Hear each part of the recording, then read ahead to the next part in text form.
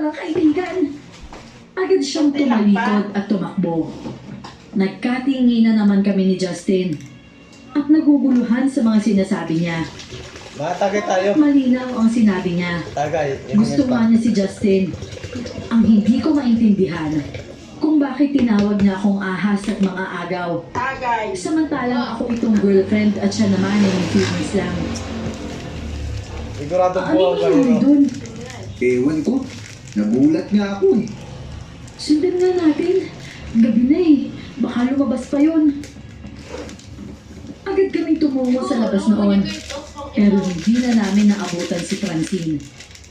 Napakamot na lang sa ulo si Justin noon saka ako kinausap. Hayaan na lang natin siguro siya. Tingin ko, babalik naman yun. Hindi rin lalayo yun. Pero gabi na yun, Justin. Paano kung mapahamak yun?